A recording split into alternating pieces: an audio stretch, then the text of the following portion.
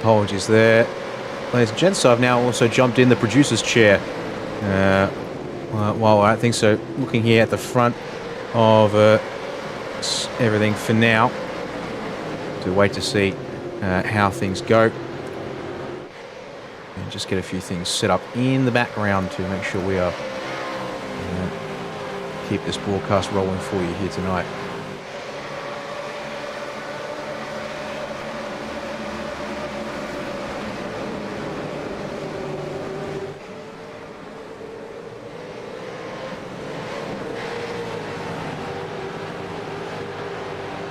Our leaders on screen now, Salmon, as they make their way down towards Parabolica, lap 14. Update on Tyson Broad. Unfortunately, he has left the server, so don't know what the exact answer is for that there. Having come into the season midway for the Jockeying Motorsport number 27, unfortunately, out early here tonight. Yeah, it's never ideal, is it? Unfortunately, the night ending the way it is. I can see there's a car heading to pit lane back there too. I didn't quite see who that was. So here we are, lap 15, and we've already spoken that there are a couple of people that have decided to hit the lane yet. But as our leaders come into that first chicane, they're quite content at the moment. They want to stay in. So it looks like Jake Burton and Josh Anderson. So both TTR team players, they decided to get their stop out of the way. And the benefit for them is they'll have each other to draft with on exit too. So, but for the front runners, they're quite content at the moment. Yeah, we've heard that everyone's been saving fuel as this race has been going along. So it'll be interesting to see how much longer that these guys go as we're lap 15 of 48. Yeah, actually, yeah, I did get some basic numbers kitted out before we went live tonight, Sam. Let me try and bring them up for us all real quick. Presuming they all started on a full tank of fuel, they've got at least 25 laps in the car tonight. If they're pushing with the amount of fuel saving we're seeing, easily expect it to be more like 26 or 27. That gives them a little bit of room to move, doesn't it, throughout this race? As far as, you know, the likelihood of a safety car, you just never know. They're probably pretty low at this stage. So these teams and drivers, you know, we've touched on it, that everyone's saving that little bit of fuel, trying to eke it out that little bit longer than they can. But, you know, at the end of the day, they will try and run this as long as they can. They know that these front runners, there's been a little bit of swapping there between teammates, but when you're racing there with your team, you know, you can all draft with each other and stay in touch. So that's exactly what they're doing. So a little bit of a position change with Jared moving into P2. Yep, not too surprising there. A bit of switching it around at the front of the field. Go back a little bit further in the order. Focus here on Marcelo Rivera because he's right underneath the gearbox of Brady Myers, or as he was. And then a more gentle roll from ERT number 21 into turn 1. Adam Briggs in behind him there. Can't find a way through as a result. Been surprised how patient these teams and drivers have been too. I guess they all know what's on the line. You don't really gain too much about making silly manoeuvres and dives up the inside. Yes, we've seen a little bit of contact. That comes with racing every day. So, but for the most part, everyone's quite content, you know, just to run along. I think they get an idea of how this race is playing out for them and whether it's actually worth, you know, making a dive and trying to catch up to everyone in front. You know, there's so many things that can play out through tonight's race. But, yeah, for the most part, everyone's been well behaved. Yeah, as you said, only a few minor penalties have come in from race control. We do know, obviously, there was the qualifying time penalty that came through as well for Ethan Griggold, so we'll have to see when that will be served. And as we now coming up, well, this is the end of 1/3 race distance, so our driver's going to come and perhaps peel in here and now and split the race down the middle. Go back to the front of the field to have a look-see. Almost wondering if Jared's going to lead for a little bit. Obviously, it might be his turn just to save a little bit of fuel and drag his teammates along. I don't know what they're playing at the moment. Obviously, they know they're getting close to pit stops, so he might be just there quite content just to push James Scott along, or do they swap around and Jared punches a hole in the air? Perhaps maybe that's what they're thinking of doing. So we saw Jared moved into second, and again, yes, now. So he's taken the lead, and now what he's going to do is just maybe just return the favour to James Scott, just to say, hey, mate, I'll lead this run a little bit. I've had a chance to save some fuel. Now you can do the same and tuck in behind. Yeah, that he will indeed. As we watch them around the Curva Grande here, at full speed, almost. They're going to grab 6th gear on the way out. We'll look for the roll. Not much of it from Phil Sell here on this occasion as we head on into the De La Rogia, and you can see another driver taking to the pit lane, Michael Whiting in the 025 for Fishy Motorsports will be the next car, it seems, to make for the pit lane there. So right on 1/3 distance, he will come down the lane, but the biggest problem is there are only 2 cars that are pitted, Jake Burton and Josh Anderson, and they have flown straight past him just now.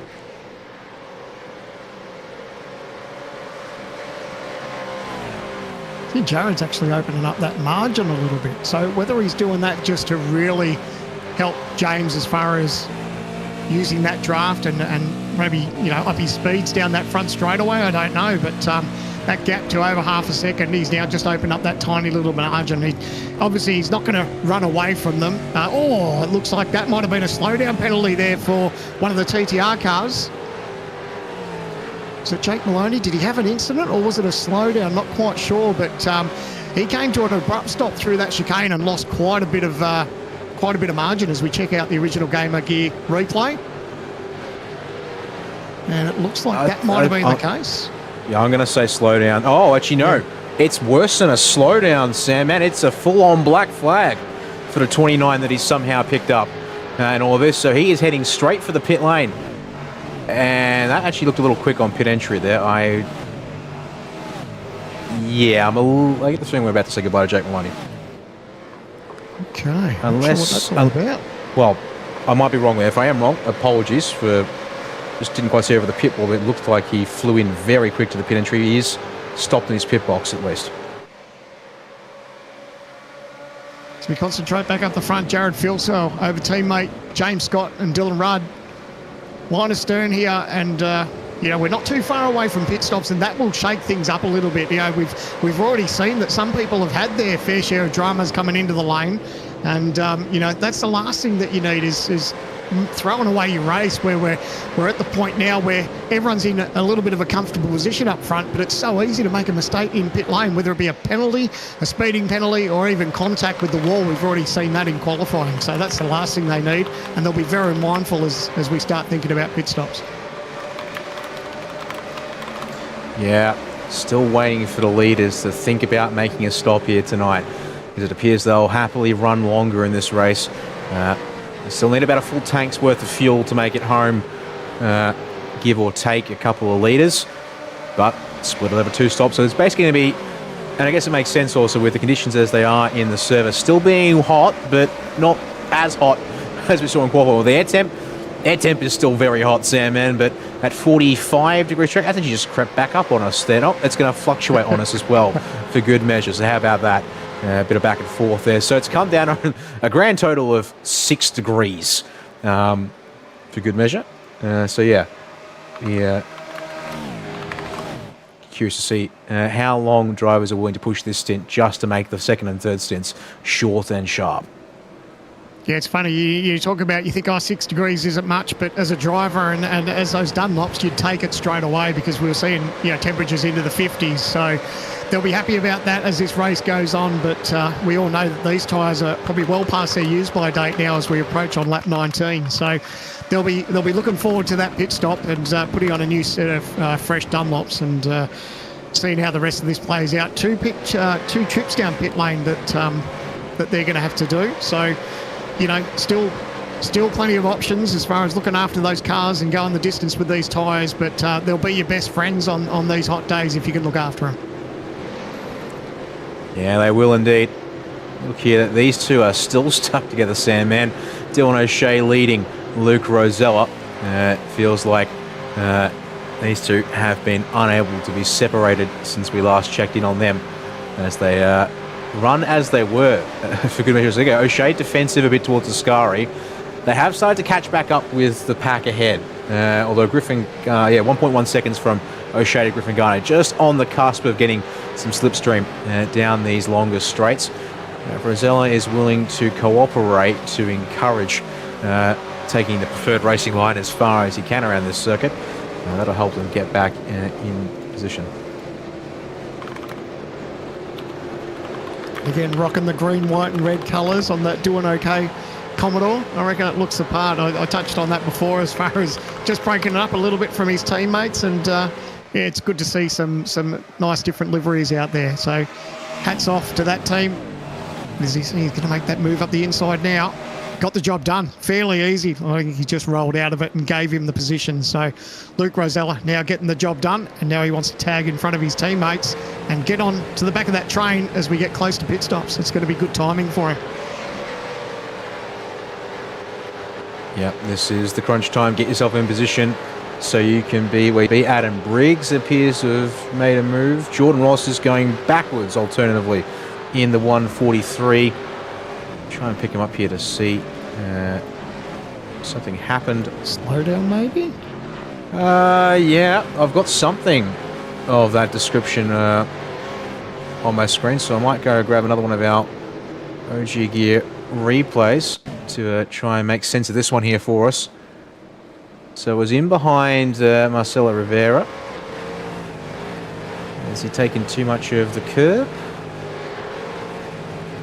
From that angle, I'd say no, but then when he rolls out there, you'd surely think that's a slowdown penalty, if anything. I was going to say, from that angle, it looks like no, but when you move hard right, or hard left, I should say, and just roll out of the throttle, yeah, you'd imagine that's exactly what happened. So, little kick in the guts, but you can still plenty of time to bounce back from that, and it's so easy to do, isn't it? You can just get that tiny little bit aggressive with the chicane, and unfortunately you get that penalty. But it's the same for everyone, and that's part of the skill of getting around this racetrack fast, because there's those chicanes. They're so crucial as far as carrying speed, but so easy to get a slowdown penalty. Speaking of battles, they're going on elsewhere. Although, have we got drivers in the pits? We do. Yeah. Leaders are coming in now. At the end of lap 21, as I was just going to say, we've got this little pack here just outside the 20, now led by Zach Rattray White, clearing Blake Warboys there into the final turn. All right, so Phil Sell, Rudd, Gilliam, O'Shea, Rivera, I believe I'm seeing are the 5 cars that were from the leading pack that have gone in. It has kept James Scott towards the front. And look at the gap that James Scott now has because of this gaggle of the Lobs esports cars that have sort of broken this little pack up. Yeah, I'm curious if that was by design, whether he wanted to go that one lap longer or whether he meant to go with his teammates and didn't quite get the job done. Might not have been clear as far as getting down the lane. That's interesting because you would have thought that they probably may have all pitted together, but look, he may have been in the position where he's like, you know what, I can afford to go one lap longer. I might just do that so we don't have that bottleneck into pit lane. But you can see just how quickly that the cars behind him in Ethan Grigg-Galt now just slowly starting to tag onto the back of James Scott, just as he's got that little bit of draft that'll assist him. And you'd imagine that James Scott will possibly be down pit lane this time round. As you said, it's a little unusual to see drivers off sequence with their teammates at a draft-heavy track like this. And so whether this changes the way they'll do things here, we'll have to see. And also whether the drivers here like Grigg-Galt, Kuznetsov down, Gardner's just off the back of the group there as well, whether they also respond and what gains there might be on fresh tyres for those drivers who come into the pits. Jared Filselt, he's out as the first of the cars to have pitted. But look at the margin he's also... Now, oddly enough, this is not due to pit stop time. I'll bring it up here and we can compare to Andrew Gilliam behind him. You can see there, actually slower through the pit lane on the whole, as Gilliam will hustle his way past Kurt Stenberg, and in fact so will Dylan Rudd. You can see there, Dylan Rudd's stop was long, 27.6 seconds compared to Gilliam at 26, Phil Sell at 26.3. Also, a good 15 odd cars are currently in the pit lane, as you can see on the timing tower. So it's now just a couple of drivers who were running in the mid and back of the pack who have sprung up to the lead for now as we wait to see who comes out first. The answer is going to be Job Stewart, but have a look at this pit stop time. Wow. Yeah, they weren't in their box very long, were they? So they've opted for a little bit of strategy in this part of the race. So it's going to be swings and roundabouts. It's as far as, getting that early track position and whether they can benefit from the later on, because they know they're going to be in the lane a lot longer when they come down next time round. Yeah, that's going to be huge. 9-10 seconds, depending on how aggressive Job is now in this phase of the race when it comes to leading this pack. Because the big thing is, obviously, when you've got this deficit, well, I guess you could press on, but then everyone who can latch on will just then get more fuel saving if you set the tempo at 100%. And the guys behind are able to save fuel in the process. So it's going to be interesting there. That's for sure. As to whether we can make it work. It's an interesting run of strategy.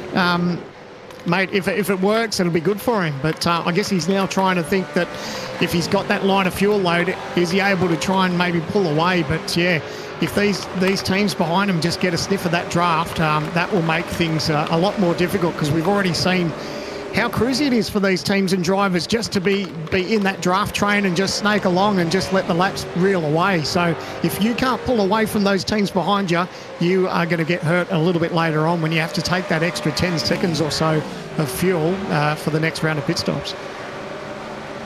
And there we go. Last couple of, well, not all of them still. Tom Freer, Zach Rattray White, Blake Warboys, Sean McNamara and Andre Youssef are going to be the holdouts at the very front of the field as we need to watch these guys run around here. To see here, Jordan Ross is right on the back. Oh, pardon me, that is Jared Filsell. We want to see Jordan Ross right there, sticking it to the 94, but then rolls out at the final part of the front straight there.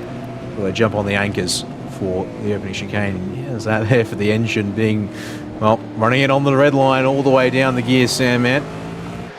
No big surprises there, though. They'll use all the engine braking they can get. That's it. If you can make it just that little bit easier on yourself, then, yeah, go for it. But you can see, I guess, it's not really... I'm just saying, Jared Filsell, that gap is still opening up to the cars in front, and that's what they want to see. They don't want to see Filsell get to the back of them, but... for the moment, they're just seeing how that plays out. But those few seconds of margin, the difference between them with Filsell and Wayne Burke, yeah, that's obviously going to play out quite differently. But it's actually nice. I love it when teams roll the dice, because you just never know how these races play out. We said there could be the chance of a safety car, although it's fairly slim. You just never know how this all might happen. So I love it when teams roll the dice, try something different instead of everyone doing the exact same strategy. So good on them for rolling the dice. And just noticing in sim, another update. We mentioned Tyson Broad had retired from the race, it seems, early on, but can also now add Jake Maloney to the drivers who have, it seems, retired from the session. So we will not see number 29 at this stage out once again tonight. So that's a bit of a blow there to season results at this stage, as there's now just one driver left to pit in the form of Zach Rattray White for Vermilion Esports. And you can see he's only 22 seconds ahead of Jared Filsell. And mind you, when you make it Job Stewart that we compare to as the driver who actually leads those who have pit, it's less than 20 seconds. So he's going to have his work cut out for him in the second stint. And actually bring up the last couple of laps as well. Comparison, you can see there, 1.4 second gain on fresh tyres whilst Job got back underway there. Yeah, he's pretty much a sitting duck, and he knows it too. Obviously, you know that when there's drivers out there behind you that have got that fresh rubber, the advantage is huge. So he's run his tank's empty. He's going to try a little bit of a different strategy. Again, he's all by himself, so that's going to hurt him a little bit too. So not just that tyre disadvantage, he's got that aero disadvantage as well. So, but rolling the dice, and I like to see it. So good on him. See here, well, Madison down not too far behind Andrew Gilliam, but arguably this is a four-car pack of its own in this race now, with in behind Dylan Rudd on that long opening. Well, actually not that long. In fact, Madison down slightly longer than Dylan Rudd. So Dylan to drop from what was fighting right at the front of the train to he's mired outside the. He's currently 13th, will be 12th once this all cycles out. That's interesting there. We missed something with the way they came into the pits, it seems. Well, that's it. And there's so many things that come into the equation too. Your pit entry, how much speed you carry in, how your outlap is, that it affects anyone else around you too. So it's so easy to give up just a tiny little bit of a margin, whether you overshoot your box and you have to pull reverse and you might lose that tiny bit of time. So all that adds up. So there's been a little bit of a shake-up, but it's all swings and roundabouts a little bit at the moment. As we see the ADA just getting on the power. And you see that thing just moving around as he tries to get the power down. That was quite cool, but you don't want to do that too many times around here because you'll start to give up the life on those rears. Just in behind there, we've got Tom Freer looking at Marcelo Rivera. And the door's open, so he'll take it at the first apex. And, yep, he's able to run in just enough there that Rivera's got no ability to counter that one on the exit of the opening chicane. And he will happily lead on from there.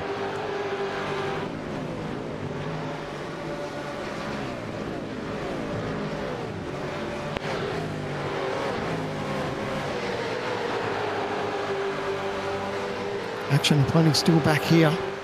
And this is what we say week in, week out too. It's not always the action and the good racing is up front. It's down the back. These guys are battling for late 20s positions, so 25th, 26th, 27th. So really good to see that they're all having a red hot go. A couple of drivers are not happy. You can see the flash of the lights there. That's usually our way of just letting the drivers know that they're probably not too impressed with how that position change may have played out. So, tempers are rising a little bit, and one of the key things too in sim racing too is keeping your cool. I mean, we saw, I guess, a little bit of Max Verstappen just losing his cool over the weekend in Formula One, and if you can keep a cool head, regardless of how your night's playing out, you can definitely benefit from it. You don't benefit much from getting cranky and getting annoyed about how the race is playing out or how people are racing you. Yeah, not at all indeed.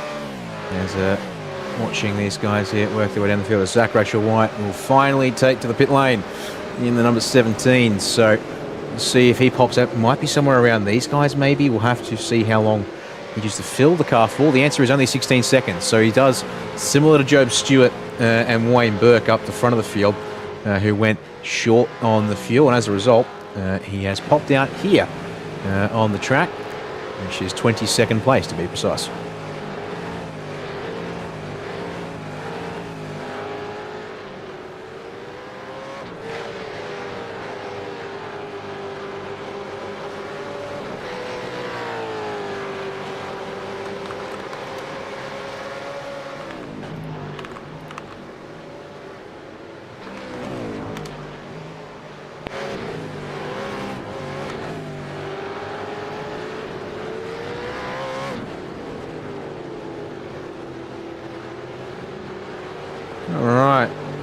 Looking around here to see the battle. As I said, it's actually a big battle train now, practically from Damien Johnson here, 24th.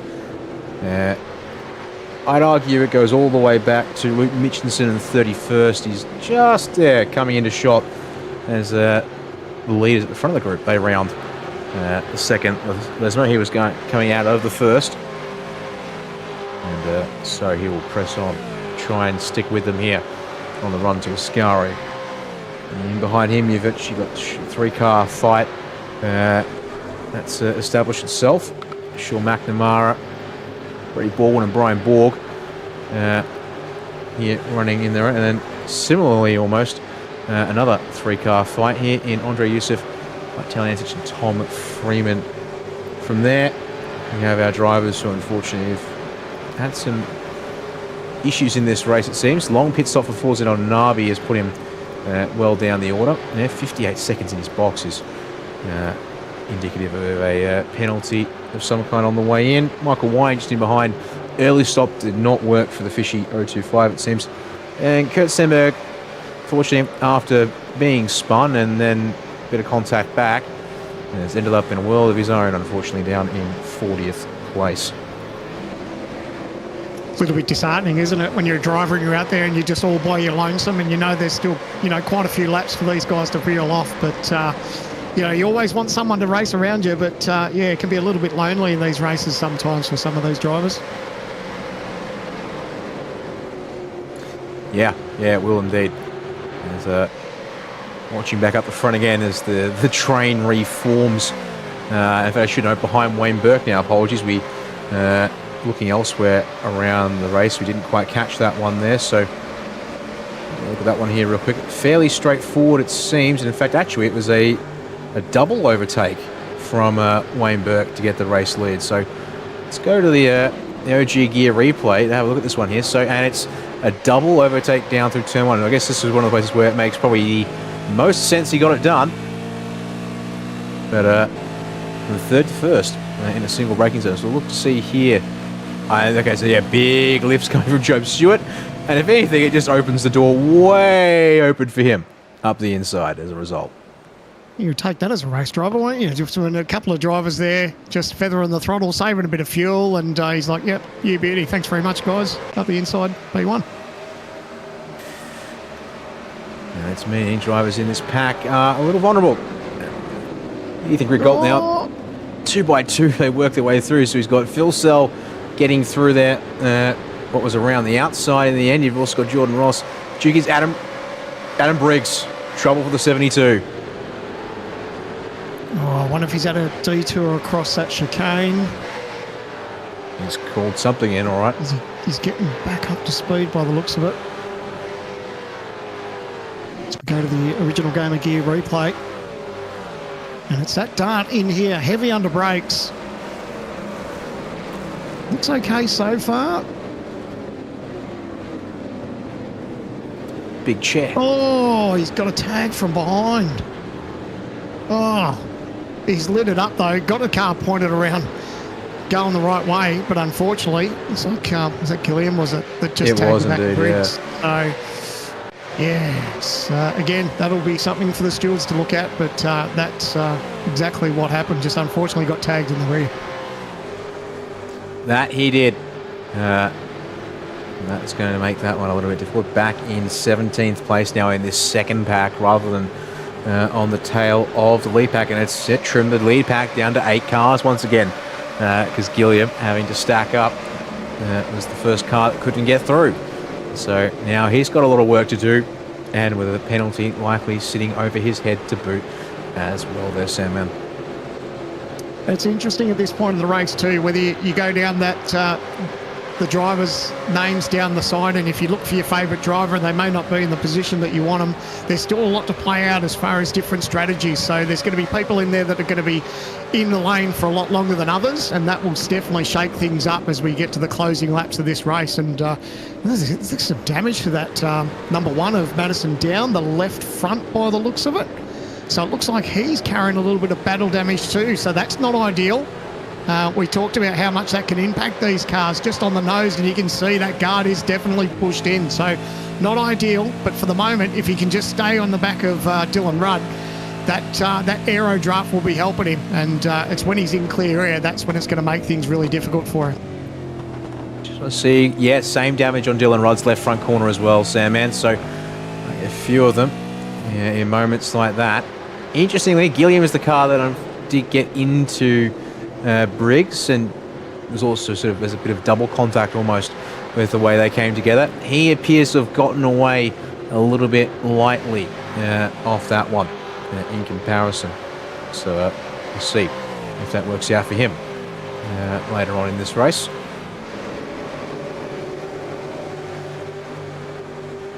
I think thankfully the one thing that these guys have got going for them is that that damage model has had a little bit of a tweak for these cars, and are now across all platforms now the new damage model. Whereas, you know, back in the day, if you had damage like that to the front, you know, it was a massively noticeable difference. So it's not as bad now, but ideally, you know, you want to keep those fenders as straight as you can.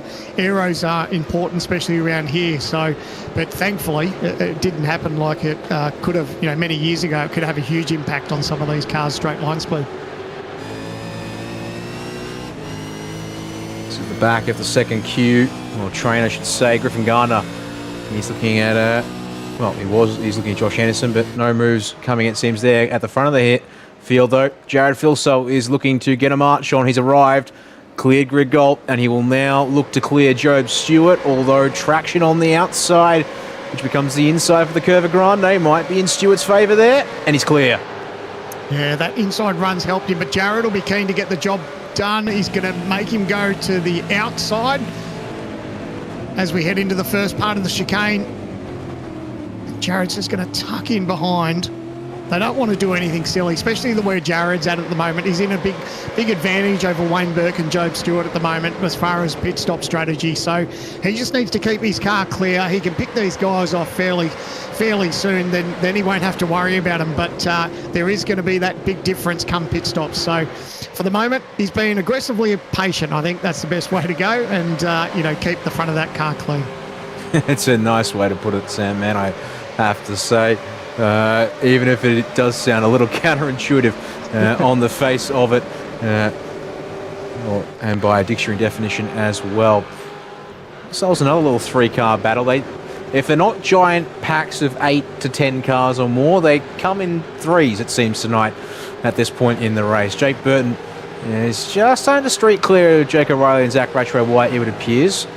We'll see if that's a case of once you're looking at the last lap around, pretty even between them. In fact, it was Ratchrow-White the faster of the 3 on the last lap that they completed, which would be lap 29. They're about to finish lap 30. And back to the front, I think we should go, because here we go. SSR boys going to try and lock out Philso, or is this Stewart going back to the lead to relieve Wayne Burke of pack leading duties? Oh, you can see him just battling, trying to get the power down. They're wiggling around a little bit, but you can see, look, Philso now right up, tucked in behind him. Will look to go, it looks like the outside this part, but it'll be the inside for the chicane. I don't know that he'll hold him up too much. Wayne Burke's just going to give him that little bit of real estate. He knows there's no point just fighting Jared at the moment. He's better off just chucking him behind, and that's exactly what he's done. So Jared now P2 overall, and he'll be looking now, his eyes now focused on Job Stewart. Yeah, the race comes back to him in the middle stint, let alone when the fuel advantage should show its hand in the final stint. You might want to even though he's got fuel advantage, right on board with him down to Ascari here for a second, Sam, man. Let's just see, is there any saving at all going on here for the 94 machine, or is he going to keep in it? A little bit of save, but not much. I think he's benefited from that, obviously saved a bit in that first run too, so that's obviously where that's going to benefit him too. So now he might make the most of the draft here. I don't think he'll be too aggressive and dive up the inside here. But here we are, lap 31 of 48, and he's finding himself in quite a good position, tucked right up behind. So just applying that pressure, and that's half the battle. If you can just put that pressure to the guy in front, regardless of whether you want to make that move this lap or not, it's good to get the driver in front just looking in his rearview mirror, because if you can distract him, make that little mistake, it makes your job so much easier. He's going to dive up the inside. He's carrying that speed. He's not worried about fuel for the moment, and he'll get the job done up the inside, gets the pass on Job Stewart, and moves into P1. All right, we're coming up on 15 laps to go. Right now, it is 17 to go, actually, when they cross the line, to be precise.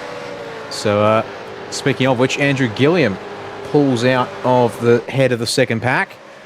And I didn't catch this one earlier, but Race Control indeed got their decision out as to what is going on with the race. Or what with Andrew Gilliam, I should say, pardon me. Slow down. A slowdown for Philso. I think he just caught a little bit too much curb there, and he's had to serve a slowdown penalty. So he's only dropped one position. Still got one. Almost. Still got one, Sam, and he hasn't cleared it yet through Lesmo 2 here. Oh, wow. So you're going to see he's going to have to breathe the throttle here. Oh, and he's just making it difficult for Ethan Grigol. And you can see that's exactly what he's doing, rolling out of the throttle. You've got to give up that margin, so that's going to cost him. But because these cars are bunched up, he's lost a handful of positions. Not ideal, but the last thing he needs is to serve that penalty down pit lane. You don't want that, so the best thing for him to do is clear that straight away. Yeah, we've seen one person, it appears, get a slowdown penalty, and that was Jake Maloney. Well, got a penalty from not clearing a slowdown, I should say. That was Jake Maloney. And that seemed to really put his night in a world of hurt, to the point where he chose, retired partway through the race. As more cars peeling off to the pit lane. That there, Jordan Ross in the 143 going to hit the lane. As it's on for the lead again. This time Ethan Griggolt will have go for a piece of the pie. Works out good for Ethan, doesn't it? You know, he saw Jared just, he did all the hard work, got up to the front, and unfortunately now finds himself back in P5. So now Ethan Griggolt can he can work with what he's got. He knows that he's not far away from making that second round of pit stops, but a nice little bit of clear air on the front of that Logitech G Commodore, and that's what he'll be thinking about now, not having to worry about who he's battling. But I'll tell you what, Job hasn't given up, has he? He's still right there, but a big difference. By the time these drivers all head down pit lane, it's going to be quite a lengthy stop for Job Stewart. But plenty to play out. Lap 33 of 48. Yeah, it is. Still 15 and a half laps to go. And there's been a bit of drama at the back of the field for Teo Sorono. And he's just called it into race control. And, well, if indeed someone else was involved, I get the feeling, I hope he's calling it in because someone else is involved. We'll go to the OG gear replay once again. Sandman, it's Matt Bowler in behind in the number 12. Little contact there on exit. Oh, the crossover there didn't clear him. Oh, kept the foot in it, and unfortunately that turned Teo around. So that's always tricky on exit too, isn't it? You know, you got to worry about that overlap, and I think unfortunately that might be a penalty coming his way. I mean, yeah, we'll have to see. Very much a self-inflicting incident as more cars peeling off at the front. I think that was Job Stewart. So the SSR cars now, apart from Wayne Burke, it seems, who's the exception to that statement, because we had J. Ross pull in. I saw Hobbo from the second pack pull in. And now Job Stewart will go to the lane to try and get that stop done. And Zach Ratcho-White, after going ultra long in the opening stint, does he's actually done only 10 laps, not even, in the middle stint. He will now come in for his second and final stop with 15 to go. Interesting. But nevertheless, that's in strategy. 15 laps to go. Now they bolt on those new set of tyres and go running to the end. And I guess the biggest delay is for a lot of these teams is the amount of fuel that they need to take on board, obviously, to make the distance. These guys will have that pain in the back of their mind. As we check out the top five, Ethan Griggolt over James Scott, Rick Kozestoff, Jared Filsell and Wayne Burke. It's starting to get tasty, isn't it, as far as, you know, who has what to deal with come pit stop time. Yeah, I just can't quite say. I'm expecting around a 10-second delta with some of these guys. Most of them here, though, are fairly even. Wayne Burke right now is the exception to the rule amongst the top six. And he owes everyone, well, he owes anywhere from 4 seconds to Brady Myers versus 10 seconds to Phil Sell and James Scott. So, should see him, unfortunately for him, a fair ways down the order, relatively speaking.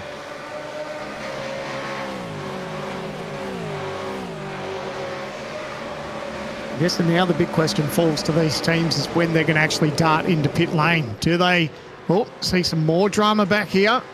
Long way off into the gravel track. Taliancic, was he involved? I think so. Andrew Youssef. He was a long way off into the gravel. So we might have to go to our original Game of Gear replay and see if we can see what happened there. As Filsell now moved into third, so a little bit of a shuffle. Looks like someone's darted down to pit lane. There's a couple of cars. Several. James Scott, Blake Burke, Brady Myers, they're all in pit lane as we go to the original Game of Gear replay. Andre Youssef, everything seems to be in control for the moment. Oh, it's a big hit from behind. So massive hit. So, yep, unfortunately, I think Mr. Taliancic will be... oh, look at that little contact. Yeah, he'll be having a little bit of a discussion with the stewards, I think, or they'll be having a discussion with him, unfortunately. Yeah, and doesn't get much more open and shut than that, unfortunately for him. Holy, as we said, that's a doozy. If ever there was one. So, drivers who have come out at the front of those who have pit twice, it's going to be James Scott, but look who's right behind him at the moment. Yeah. Madison Down is there and still in the game. So, he's been quiet tonight, I'd say, Madison. But as always, and given the number one on that card, do not count out your 2023 Logitech Pro Invitational Series champion, it seems, at this stage of the race. He's always there or thereabouts, and he's almost like a serial pest. You can't shake him. He's always there, regardless of whether his night's going to plan or not. So never rule him out. And yes, he's still there. And we saw in the first round of pit stops, it was James Scott that actually went long. So now he's decided to come in early, and I'm just curious now to see when the rest of these teams decide to fire into pit lane. It shouldn't be too far away. Yeah, I wouldn't think so. And there you go, 14 to go. Here comes everyone so far. Not too wide into the lane. Oh, that's tricky. You've got that tyre barrier you could see on pit entrance, and we saw someone already hit that in qualifying, but they managed to get through there. But it's a busy, busy pit lane. Have a look at it. All right, Dylan Rudd with the front pit stall versus James Scott out on track. 16-second stationary for James Scott, I will remind you, as he comes around. Looking here at Dylan Rudd, 11, 12. I think the undercut's going to work nicely here. Yeah, have a look at this. I think We're down too. Rudd's on the roll. So he's going to come out here, but there's Scott in behind. No, sorry, Rudd's way back. It's Phil Sell out early. Of course it's Phil Sell out early. So very interesting the way this is played out. So James Scott now our leader over Madison Down, Jared Filsell in P3, Ethan Grigg-Gault fourth, Griffin Gardner in fifth. So there's a little bit of moving and shaking, and that's what we talked. You touched on it. That little bit of a gain and that undercut with that fresh tyres, that's worked out nicely.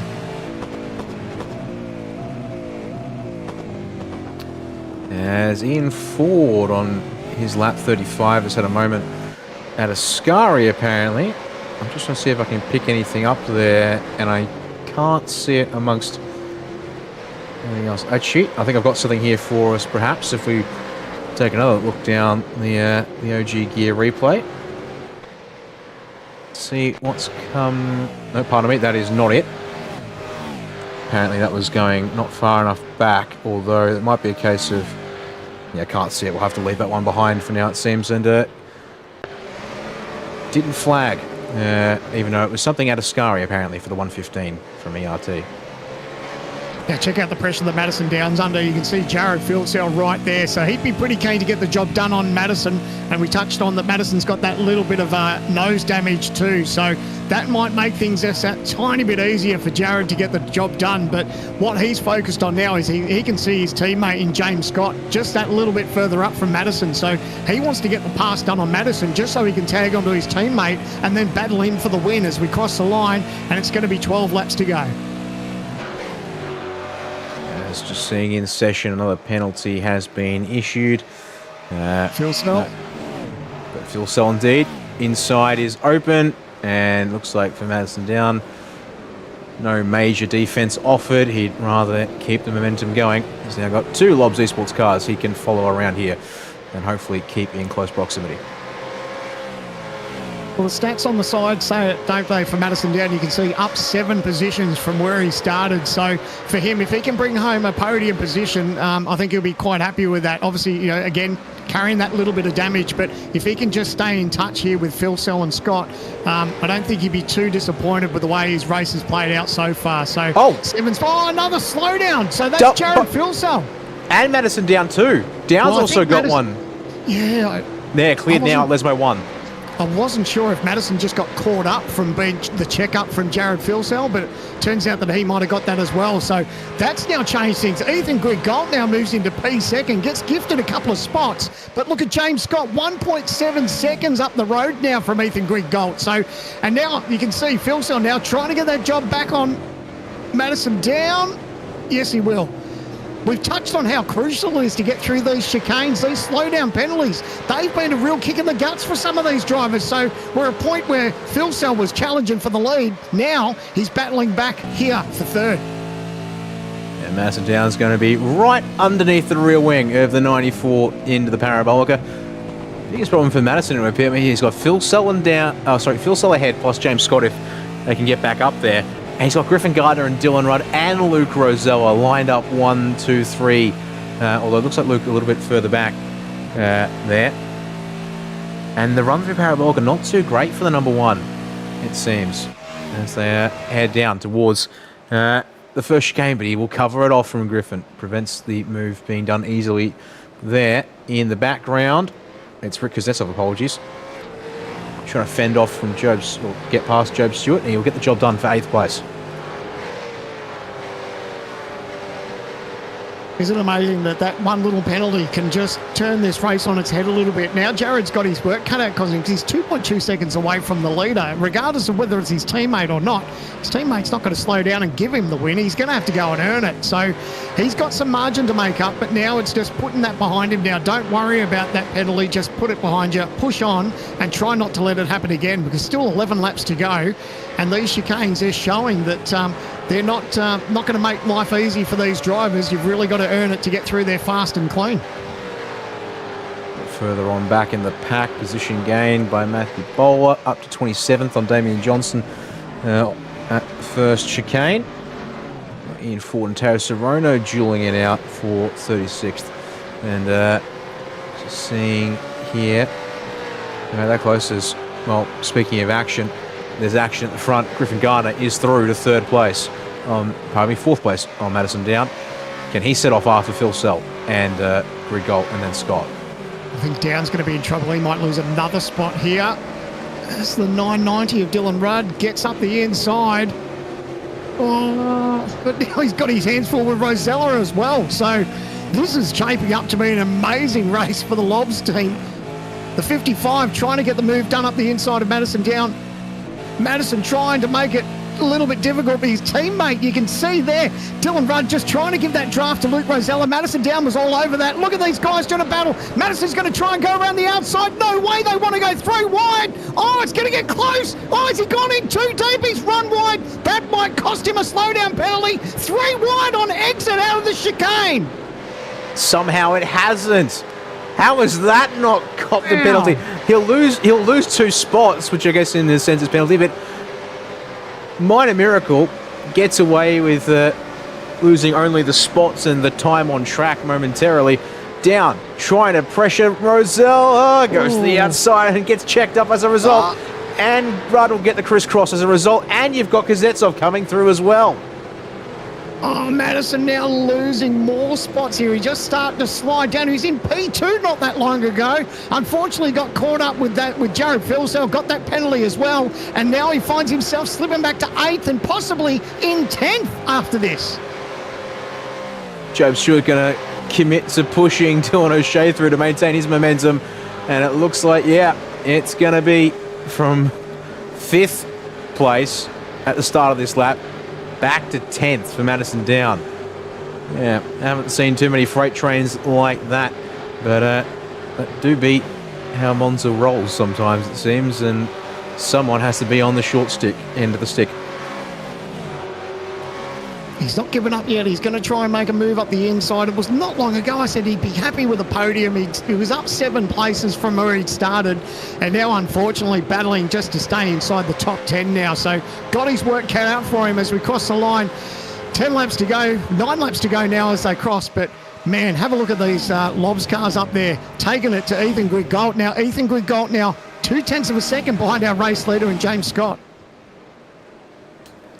Yeah, while all the action's happening down the order, as you said, you cannot ignore what's happening here at the front. Greg Gold catches up to Scott, but he also brings Phil Sell with him.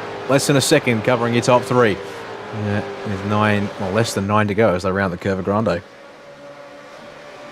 I'm desperate to see how this is going to play out. 9 laps to go. So many more chances. There's probably 18 odd chances for these guys to still cop penalties through these chicanes. So it's never over just yet. Oh, a little bit of nose to tail there to the back of that TTR Commodore of Madison Down. Job Stewart just letting him know he's there. They're all having a red hot go. But how fortunes can change for Madison Down. P2 there not long ago and now struggling to stay inside the top 10. Yeah, that damage appears to be a little bit more consequential than it would appear if you take in just simply how minimal it seems. And so as a result, that's definitely not helping his cases there, as we'll also note. Plenty of action elsewhere. Andrew Gilliam having, I believe, served his penalty. He's now got Adam Briggs directly on the gearbox. back in 15th and 16th at this stage. You've also got drivers, again, Synergy well represented here. We've got Wayne Burke a little bit ahead in 14th. You've got Tom Freer and Brenton Hobson, 18th and 19th. 18th for the 88, I should note, in all of that there as well. Just also watching it, we've got a very compressed battle, it seems, here, starting with Hayden Velt, but the real compression is around Robbie Gibbs. He's looking to catch up to Scott Gamble. And these guys, they're fighting over 24th, if we count Veld at the front of the train. I absolutely love that, regardless of where they are. This is not for, you know, a battle of the podium to get the gold, the silver, or the bronze. These guys are just giving it everything they can, regardless of what position in. It's always great racing throughout the field. That it is. So watch them rip down. Start finish straight here for a second. And Gibbs will pull to the inside of Gamble. Can he get 25th here at the first chicane? He can, and he'll be able to slide in front as well and secure that spot. Yeah, pretty neat and tidy there indeed. Oh, have a look at this battle for first, second, third.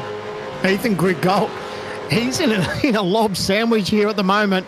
I know he wants to get the job done on James Scott, but the pressure from behind from Jared Filsell now, not long ago, it was 2.2 seconds that Filsell had. It's now 0.3 of a second covering the top three. Nothing in it for these guys with 8 laps to go, or seven and a half laps to go. The draft does its job here, it seems, tonight from Monza, and keeps everyone packed up close and tight. Well, as you see here, fuel saving with 7 and change to go, Sam, man. Do you reckon that's because Filsell has to? Or because Filsell's just in a rhythm that has been involving fuel saving pretty much all race long? Well, I think he knew he was at that part of the racetrack. He wasn't going to make a move on Ethan Grigol. So, but see this now, it's a battle for the front. Ethan Grigol, contact down the front straight away, almost 3 wide.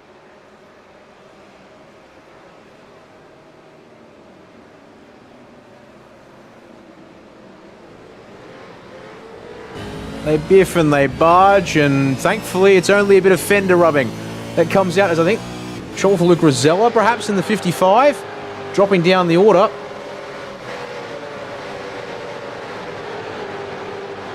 Yeah, he's had a moment through the opening chicane as well. Sees him drop, I think, from 6th back to 11th. Could be more if the Stewart around.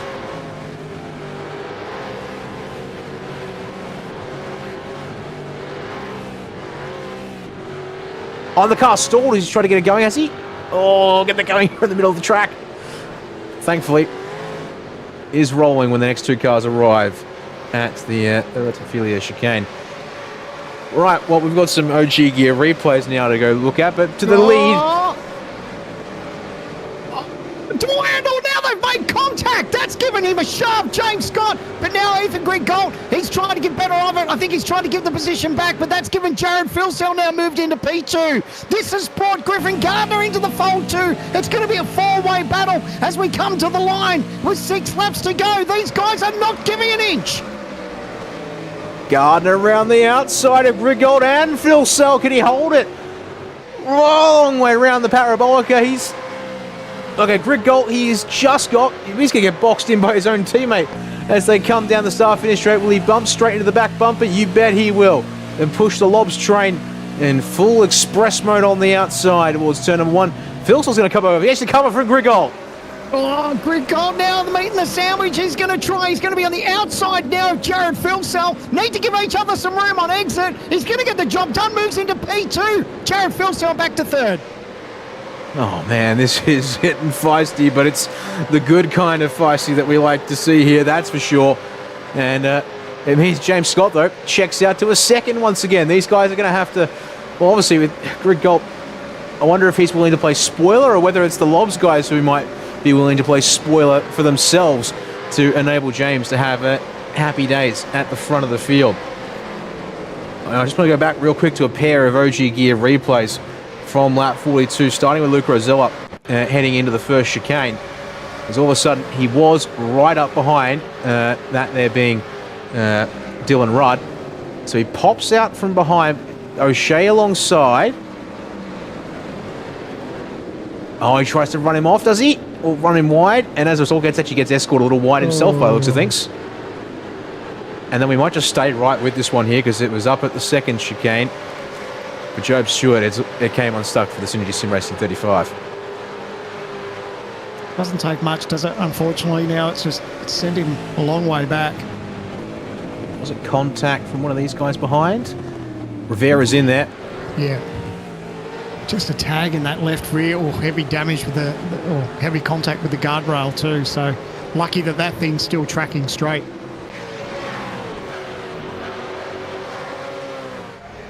All right, Sandman. 5 to go. Where do you want to be? Do you want to be James Scott? Do you want to see Ethan Griggold behind you? But they're battling now. Look at Jared Filsell. He's trying to get the job done on Ethan Griggold.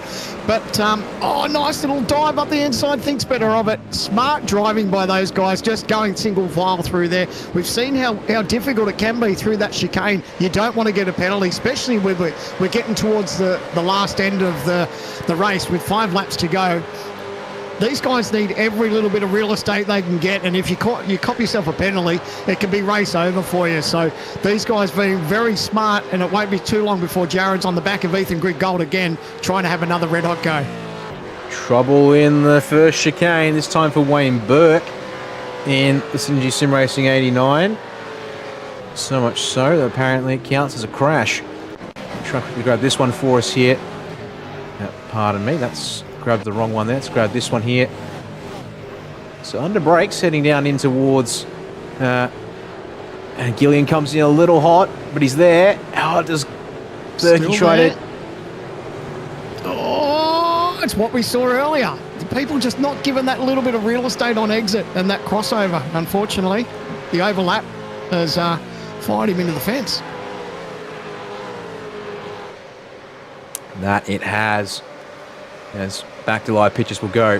Top 4 approaching half a second as they come up the gap from first to second, that is, I should say, into the final turn.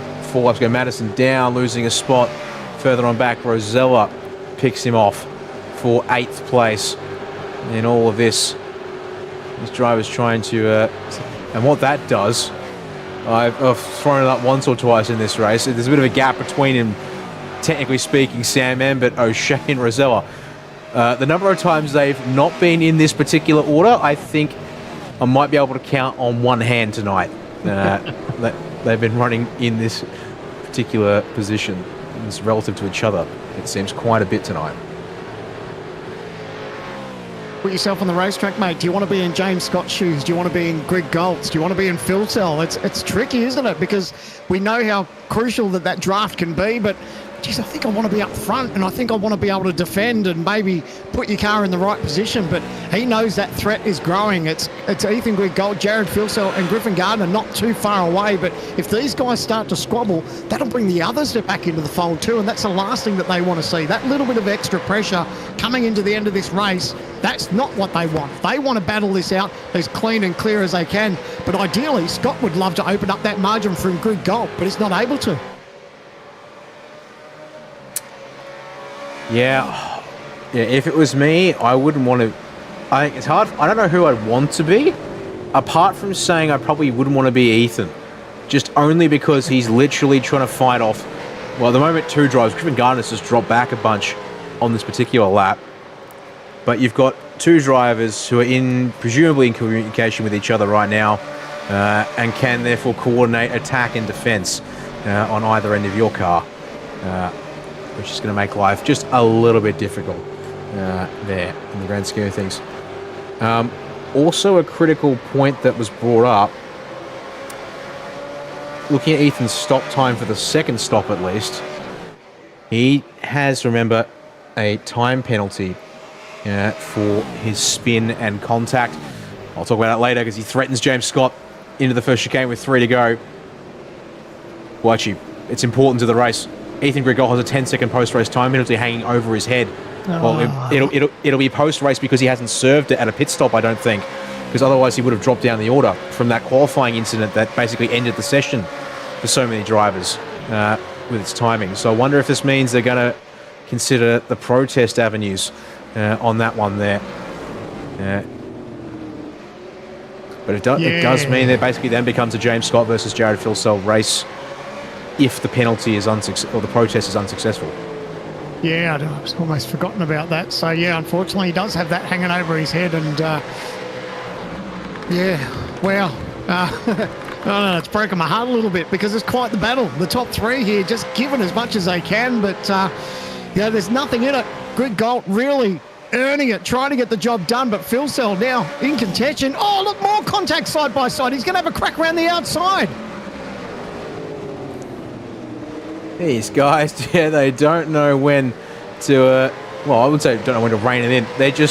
They're giving it almost their all without resorting to incidents that are ending races as Filsell and Greg Galt switching back and forth. But Greg Galt outside of Scott on the run to Parabolica. Can the number 7 stick it? He's on the outside. Scott hangs him up a little bit high as well. Filsell, watch. He's going to try and dive to the inside and get the inside. And his teammate, James Scott's going to give him that draft. So that'll benefit. These guys will try to go nose to tail, bump each other. They want to try and clear Ethan Greg Galt before the chicane. As we make the run, Greg Galt, though, is able to stay in front of Filsell. And he's got overlap. Can't stick it around the outside of Scott, though. He'll have to park it up and reset again. Geez, he did a good job just to pull that up and get through there nice and clean because you can see just how hungry Filsell is. He's trying to get past. He's trying to get the job done. He's tucked in there. He's got that little bit of a run. Ethan Greg Galt's going to be wake up to him. He knows that if he's going to pass him, he's going to have to make him go around the outside, and that's what Filsell thinks about. Doesn't do it. They prefer to go single file, but getting very racy with 2 laps to go. Speaking of penalties, Sandman, a couple have come in late towards the end of this race from race control. No surprises, though, that from Marcelo Rivera, he'll be picking up a time penalty for the contact with Job Stewart back on lap 42 at the second chicane. Can also note Brian Borg also issued a penalty for contact with Andre Youssef, which would be further down the order, also on lap 42. As your top 3 into Ascari, Griffin Garner is on the fringes. If there's a bad lap for any of these guys at the top 3, as Greg Galt will leave nothing on the table when it comes to the track and then some. Geez, I wonder how much. You can see Ethan Greg Galt now trying to get around the inside. I wondered how much James Scott was going to try and be a little bit of a cork. He's got the crossover. He's going to go to the inside, get the job done. It's power down. But what Filsell's going to do is going to tag onto the back of his teammate and try and push him past because obviously Ethan Greg Galt doesn't have a draft there. That's exactly what he's doing. Not getting an inch. The final lap into the chicane. Side by side, Ethan Greg Galt, James Scott. Ethan Greg Galt gets the move up the inside. Contact. He's gone round. That's sideways. Race over. Unbelievable for Ethan Greg Galt. Contact with James Scott. There's several cars have had issues in the final chicane. Madison down around.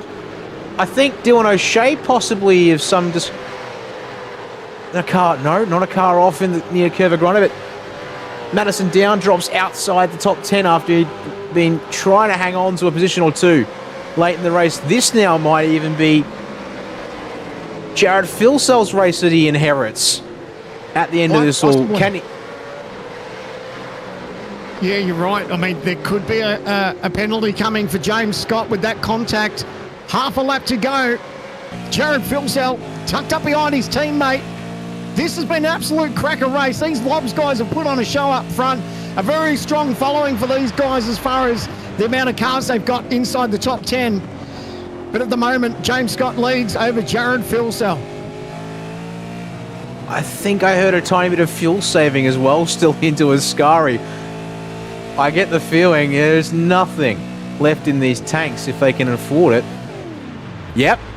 James Scott is still having to save on the very last lap, but so is Filsell. They've run these things as bare as they can. And so at the line, it'll be James Scott, but a question mark remains. Will he hold the race result, or will it go to Jared Filsell in behind? As they cross the checkered flag, it is Lobs 1, 2, 3, 4. over the line. Ethan Grigol ends up there in 5th position, leading home Marcelo Rivera at the line. Don't forget time penalties, though, for the 21. It has been confirmed from the stewards, at least. And, man, Monza delivers. But going to be a dramatic way to end that one off tonight. Yeah, an absolute crack of a race. Hard luck for Ethan Grigol. That contact, I mean, it started with the penalty at the start. These guys aren't giving an inch. It's a race to the flag. These guys side by side, Gibbs and Veld, they're battling out for 23rd and 24th. And these guys as well. Back further, 25th and 26th, it's Bowler and Freeman. They're all having a red-hot go. They don't care what position it's for. It's a drag race to the finish line. But what I was going to say is that I don't know, that penalty that Ethan Grigg picked up in qualifying, I don't know about that. I think he was just doing his absolute best to get out of the way, and and then to get that contact in the last lap in that chicane with James Scott. Yeah, his night just unfortunately went from bad to worse. But man, oh man, what an absolutely unbelievable race. And if ever there was proof they were tight on fuel, 3 of the Lobs cars pull it up on Curva Grande, and we'll roll home. Man, yeah. I think so. I just want to have a look, because there were a few incidents there towards the end of the race. One we didn't get a chance to see was involving Madison Down. I'm told the incident was actually contact with Josh Anderson, unfortunately. So teammates getting entangled. So we saw the Greg Golden, so we'll leave that one for now. Probably don't want to play that one to death here tonight. Oh, how's this though when it comes up on screen, Sam, man? Oh dear. Oh no. Have a look at what is going on here. 3-4 wide.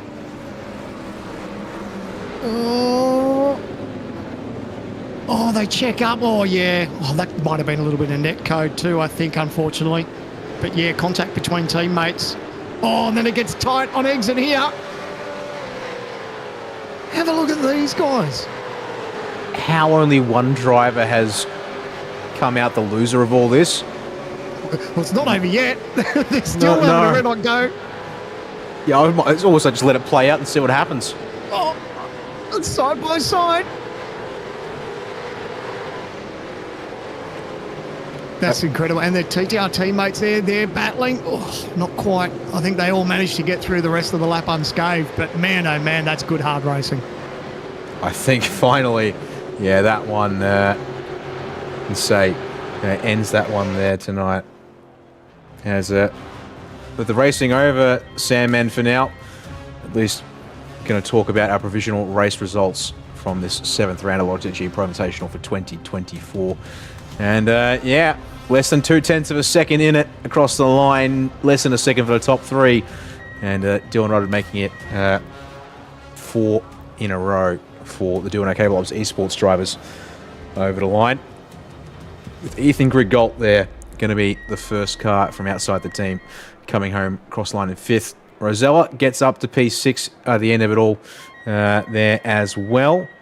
And then looking here, Kuznetsov unfortunately dropping back a little bit to 7th place. Brady Myers, solid run, actually gets from 16th to 8th tonight on the road. Dylan O'Shea going a little bit backwards as well, unfortunately, for the 9.5 drivers to 9th. Josh Anderson up 12 places to finish in 10th there. Incredible race, wasn't it? We had a little bit of everything throughout that 48 laps. Strong showing from the Lobs, doing okay, guys. To have 5 cars in the top 10, pretty impressive. But man, it had a bit of everything. And again, I say it all the time. I never want to be a steward, but they're going to be busy in the steward's box for a little while after this one, because there was plenty to play out in those closing laps. And the other thing that obviously, is pretty crazy. We had 278 kilometers of racing over 48 laps, no safety cars whatsoever. And you look at these margins, have to go back to 32nd place to fall a minute outside the lead, the leading time there, and 39 cars finishing on the lead lap. It looks like Teo Sorono going to finish, but a lap down. Your 2 retirements tonight, Jake Maloney and Tyson Broad there to wrap up the end of the provisional results. But, well, and there's even penalties that we didn't even get a chance to properly look through tonight, just looking at the information we did receive from race control. Mike Taliancic got a penalty for that contact with Andre Yusuf. Actually, we did cover that one there. I think I flashed up Brian Ball contact with Andre Yusuf. Scott Gamble, that 43 incident with Damien Johnson, got given a 5-second time penalty as well for the 5-4-3 machine. But yeah, Sandman, it looks like that's going to be about it in terms of results for now. We're just waiting on drivers to join us for post-race interviews. In the meantime, what we might want to do is quickly start looking forward to what comes next in the season. And as you said a little bit earlier on at the start of all of this here tonight, it's the end of solo driver racing for a little bit. And it's time to welcome in the endurance part of the calendar. And we head to Brazil, and Interlagos will be the host of our first endurance races. As a result, we switched to a Friday evening on the 9th of August for that one there. But this is going to be a track. I haven't seen a ton of endurance racing around this circuit, so this is going to be one that I'll be curious to watch out for. Not expecting to be busy, and might get a chance to sit down and spectate a little bit. Absolutely, yeah. I've seen sprint races, haven't seen an enduro around here, but yeah, this is a good racetrack, and it's got a little bit of everything. And of course, when you talk about driver pairings and lineups, you know, there's some interesting driver pairings coming into enduro season. I don't know that all of them have been announced, but there are a couple of raised eyebrows for myself. I won't give too much away, but I've heard a couple of whispers for some driver pairings, and it's I think it's going to make for a pretty exciting enduro series. Should be good. Yeah, it will. Interlagos kicking it off, and then we head to Sandown and Bathurst as the staple Australian circuits that we'll go to there as well. One thing actually I probably also want to pull up, as provisional as it is, here's how the points are sitting after that one there. And thanks to coming home second across the road versus fourth across the road, it looks like it's going to be Jared Filsell who jumps up to the championship lead. If I remember right, it was Dylan Rudd leading us on the way in here tonight. But we have been joined by some of our drivers here, Sandman. So it is going to be time to start talking to them, with Griffin Garner joining us here first. And Griffin, that was one. Well, it ended up being a bit of almost a crazy race, you could say, towards the end of that one there. How was that from your perspective, given you seem to be able to put yourself in a position to sit back a little bit and sort of just watch it happen there tonight? Yeah, I played it pretty conservative in the first stint. And then the first stop, I actually went past my box and dropped probably 3 or 4 seconds, and then put in an extra 25 litres of fuel that I wanted to. So my strategy was out the window at the first stop, but fought back in the middle stint and come out in a pretty good spot there at the end. Well, that's good to hear that one there. I mean, yeah, obviously, also a bit of ebb and flows. One point I thought maybe if the top three in front of you it ended up being an orderly race, it might have not been a chance for you there. But then you came back in, and then, well, unfortunately, had the fireworks there on that final lap at the first chicane. Might put things in jeopardy as to exactly how the result is going to be. But makes a P3 for you. Is that sort of a help with sort of, I guess, being confident getting ready for Enduros in the next couple of weeks? Yeah, for sure. My championship's I'm not anywhere near contention, so for me it's just about trying to get results and improve this year. I'm excited for Enduros. I've got a really good co-driver, so hopefully we should be able to chase a couple more podiums in the next few weeks. Well, yeah, indeed. Reasonably new team shift for you. It's not the first time out now at this point. But yeah, second half of the season, getting underway here tonight. And I guess, will there be any sort of particular targets at this stage, or just see what comes on a race-by-race basis? I think realistically I should be finishing easily in the top 10 in the championship, but where I'm at, I'm just taking it race by race and just trying to improve for the rest of the year, and hopefully next year we'll come out swinging and have a good crack. Well, floor's all yours. Griffin, who do you want to thank for helping you get it done tonight in the number 93 machine? First, just a big thanks to the whole crew at Lobs. It's been great. The move, it's really worked out, and I'm loving working with the whole team. So big thanks to everyone there. Doing okay. Our major sponsor, Ryco Motorsports, and Brett and the team at HRS as well. Oh, there we are. Griffin Garner, third here tonight at this stage. Sandman, thank you for joining us for that chat there. We'll hope now have Jared Filsell join us here in the booth, and I'll hand to you, Sandman, to chat to the man behind the wheel of the 94. Jared, congratulations. At the moment, P2, still maybe a little bit that could play out in the steward's office after this. But, mate, tell us a bit about your night. It was certainly interesting from the commentary box, up and down throughout a couple of positions in the front and getting a couple of slowdown penalties. That made your life interesting tonight. Yeah, that was quite frustrating, to be honest. You don't plan on having to serve the slowdowns and them having been tweaked, so you can't actually serve them efficiently anymore. So you've got to really serve the penalty, which sucks, but that's racing. So no, it was a cool race. Just super hard to break the draft here. I thought we might have had a chance to, but it's just way too competitive this year to even think about that. So you just got to think about the end game and see where you end up at the end of the race. You did your fair share of moving around, getting the job done. You said, it's tricky to pass here, but you did okay, and a good job by the whole team and the whole Doing Okay mob, because we have 5 in the top 6 out of that team. So impressive run for the team tonight. Yeah, it was awesome. Unfortunately for Andrew, he got caught up in an incident in the earlier portion of the race. So arguably it could have been top 6 positions filled by all Lobs Doing Okay cars, which is pretty cool. So we'll strive to fill the top 6 positions in the next race, hopefully. Yeah, we're not too far away. Speaking of the next race, it's enduro time. Are you ready for that? Not really. I'm looking forward to it though. It should be good to team up with Brody. He's my co-driver for this year, so it's good lineup. Worked well together, so I'm hoping we can string together a nice, consistent enduro campaign and see where we end up post that, and then start thinking about championship and whatnot towards the end of the season. Well, speaking of championship, the way you are tonight, the way the points, obviously not everything's official at this stage, but you're currently now the championship leader, so that must feel pretty good. You've had your work cut out for you throughout the season, but you've made the charge up there, and currently P1 heading into enduros. Yeah, I feel like I've come from Narnia, to be honest. Not ideal starting the season off on 0 in spectacular fashion, I must add. But no, it's been interesting. And all the other guys that are around us, like they're no slouch. Like they're not going to drop off magically and just disappear off the championship standings. Like they're actually up here and still fighting us and still within the top 10. So it's going to be interesting. Right through to the end, I'm pretty sure. Well, a cracking race tonight, mate. Well done. Obviously, a little bit still to play out as far as the steward's office. But before we let you go, is there anyone you want to thank?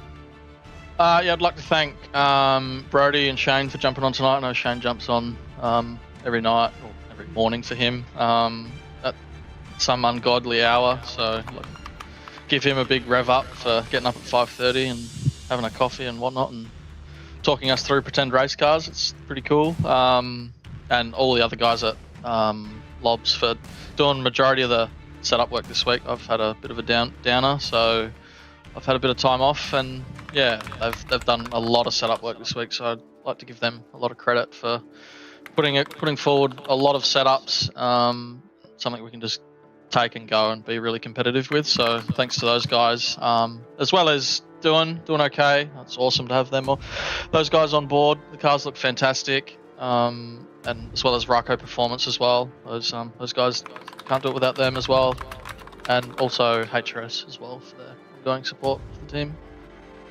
Well, congratulations, mate. No kidding that this is a team sport. That's what motor racing's all about. And your team did really well tonight, putting on a great show throughout the field. And a big shout out to Shane too, for him to get up at those ungodly hours and help you guys out. I know all of us are pretty proud of what he's achieving over in the US. So keep up the great work, Shane. And yeah, you're lucky to have him on board. And it's a great team coming into the Enduros, Jared. So all the best, mate. It should be an absolute ripper.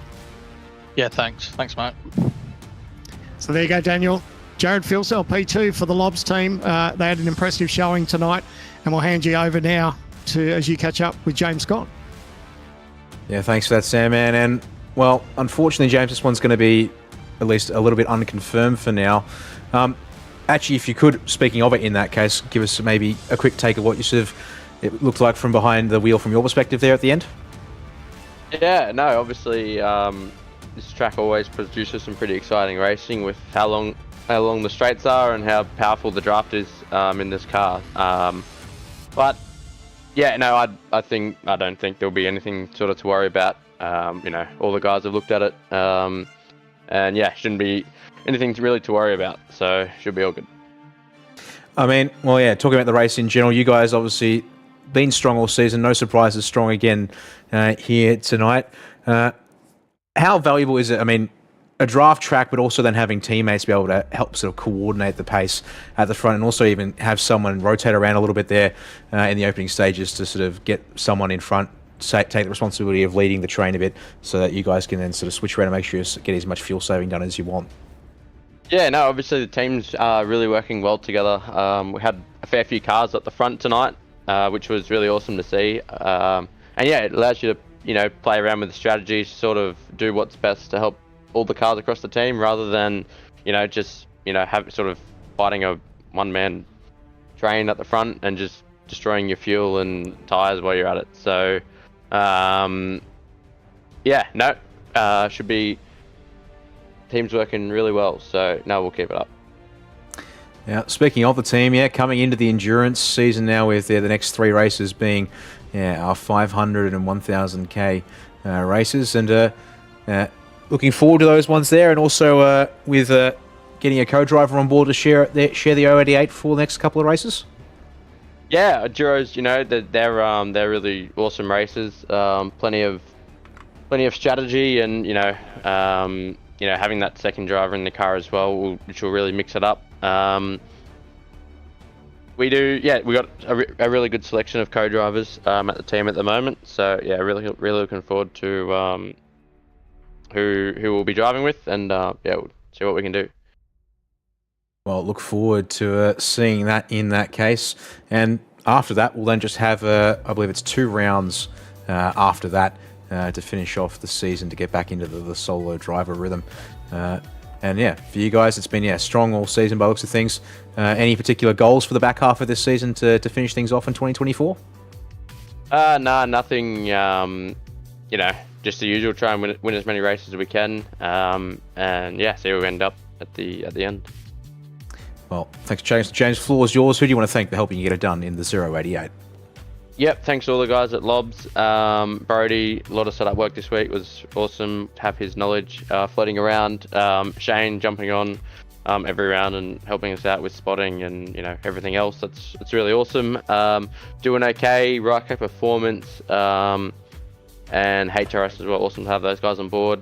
And thanks to you guys for the broadcast, and all the guys that helped put the series on. Well, thank you very much, James, for chatting with us here to wrap things up tonight. Unfortunately, I can't say officially well done, because whilst we've been talking, a decision has come through from Race Control, and it's not in your favour. It will send you back to 5th place in behind Ethan Gridgold for the contact on the final lap, and promote Jared to the race win at this time. But all the same, thanks for racing tonight and putting on a good fight, and hopefully see you out for the next couple of races at Bathurst, Sam. But yeah, there you go. That tips things a little bit there to end the night off, and change things up in the closing stages. Yeah, interesting night of racing, a lot happening, and a big thank you to everyone who tuned in tonight, and a big thanks for you sticking around. Unfortunately, we had a couple of little technical issues there. Daniel, thank you for stepping in. You played more than a commentator's role tonight, jumping in behind the scenes. Big thank you to you and Jay and everyone involved. We managed to get through tonight, but now it's Enduro season, and it should be an absolute cracker. Yeah, that it should indeed. A reminder, the next race will be on a Friday night, the 9th of August, and heading to Interlagos for that racing action there. So that'll be one to look out for in a couple of weeks' time, and see the co-drivers in action who can make the most of it as a result. And before we sign off, Sam, any closing thoughts from tonight before we start talking about what's to come? With the remaining races. I'm looking forward to it, mate. Always love enduro season. It mixes things up because you're putting basically your championship in the hands of someone else that isn't a regular in the series. And it's a great rule. There's some interesting driver pairings, and I can't wait for those announcements coming in the next few weeks as we head to Interlagos. It's going to be an absolute ripper for round number 8. Enduro season is upon us, and I can't wait to see how it all plays out. Yeah, indeed it is. And yeah, just getting some last few things sorted out to wrap things up. So that's why I'm actually stalling for time there. Apologies. But yeah, look, as you said, thanks to Jake Kennedy for being here tonight. Unfortunately, not able to do his usual role in things, which is a bit of a shame. But nevertheless, look forward to having him back on for production for those enduro races there. Yeah, my name's been Daniel Yeaman. It's been Stephen Sandman Clark here alongside me tonight, and look forward to having your presence at the Logitech Pro Invitational Endurance Races in 2024, starting with our racing action at Interlagos on Friday, the 9th of August. Until then, have a good time, stay safe, and we'll see you for that next one. When I'm driving an F1 car, steering wheel feedback is one of the most important things. It helps me decide when to brake and how hard. It's how I feel the surface of the road. Every bump in the terrain, every wheel slip. If my tyres are starting to lose grip, I can sense that immediately. When I'm driving in a sim, I need that same tactility, that level of detail I have in a real car.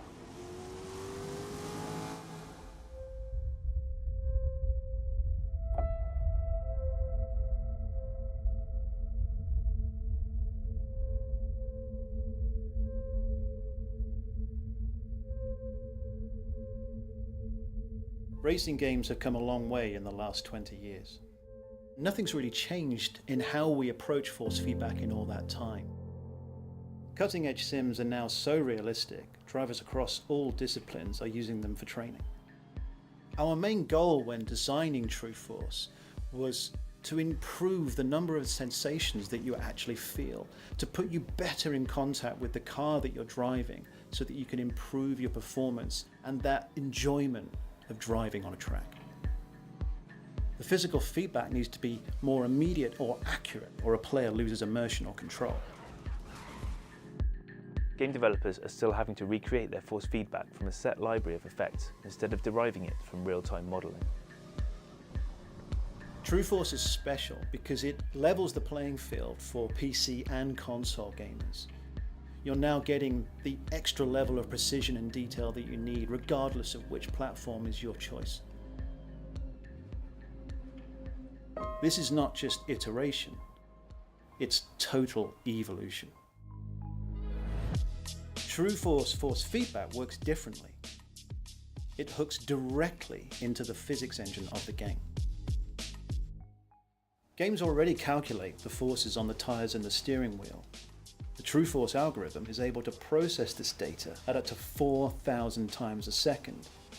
It will even use the game's audio engine and pass it directly on to the driver. We spend a lot of time as audio designers trying to make each car sound unique and as realistic as we possibly can. Being able to integrate the audio into the force feedback is something that we've wanted to do for a long time, and True Force enables us to do that. And the ability to send the audio to the wheel, to have it respond and vibrate with the loss of traction, really increases my ability to give that immersion to the player. You can sense the changing surface of the road. You'll be able to feel if the back end of the car is losing grip. The first time we had it running in the build, could feel the wheel humming and vibrating as we revved the engine. Our immediate reaction was it really adds another level of immersion. The first thing you're going to feel with a True Force wheel is the engine note. The minute the engine starts in the game, you will know exactly which car you are driving. True Force is the beginning of something new. This is now the foundation for all wheels that we'll produce in the future. This extra level of information gives everyone all the information they need to learn how to control their car better. True Force benefits any racing fan looking for a more realistic driving experience.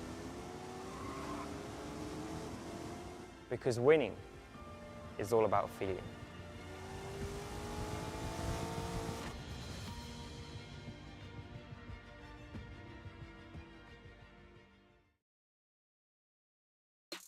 It's motorsport, but not as you know it. Test yourself and your everyday road car. Safe, affordable, but most of all, fun. And all you need is your daily driver. Experience the thrill of a sprint day. Race against the clock at a hill climb. Or test your reflexes with an auto test. It takes just 3 simple steps to get started.